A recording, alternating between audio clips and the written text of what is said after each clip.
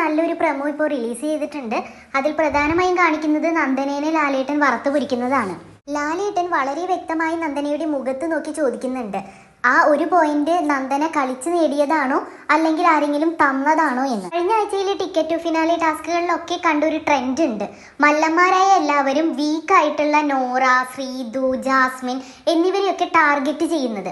അത് പല കളികളിലും വളരെയധികം വ്യക്തമായിരുന്നു. എന്നാൽ നന്ദനേനെ വളരെ അധികം പേരൊന്നും ടാർഗറ്റ് ചെയ്തിട്ടില്ല. പ്രത്യേകിച്ച് ആ മുദ്ര കുത്തുന്ന ടാസ്ക്, പിന്നെ അവസാനത്തെ ആ ചാക്കിൽ തെർമോക്കോള് ആ ടാസ്ക്, അങ്ങനെയുള്ള പല ടാസ്കുകളിലും നന്ദന അവസാനം വരെ എത്താൻ കാരണം ഈ മല്ലന്മാരൊന്നും നന്ദനയെ ടാർഗറ്റ് ചെയ്യുന്നില്ലായിരുന്നു എന്നുള്ളത് തന്നെയാണ്. അവസാനം നടന്ന ചോർച്ച സിദ്ധാന്തം ടാസ്കില്, അതായത് ആ ചാക്കിൽ തെർമോക്കോളൊക്കെ നിറച്ചിട്ടുള്ള ആ ടാസ്കില് അവസാന റൗണ്ടിൽ എത്തിയത് സായ്, സിജോ, നന്ദന, ജിൻഡോ എന്നിവരാണ്. ഇവിടെ പെങ്ങളും ആങ്ങളമാരെല്ലാവരും കൂടി ജിൻഡോനെ അതിവിദഗ്ധമായി പുറത്താക്കി. അവിടെ സായിയുടെയും സിജോയുടെയും പെങ്ങളൂട്ടിക്ക് ഒരു അക്കൗണ്ട് തുടങ്ങണം എന്നുള്ള ഹിഡൻ അജണ്ട വളരെയധികം വ്യക്തമായിരുന്നു.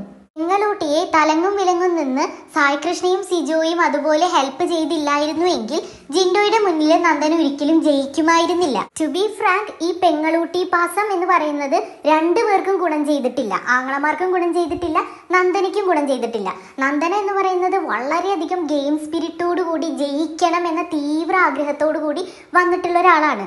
അത് നന്ദനയുടെ കളികളിലൊക്കെ വ്യക്തമാണ്.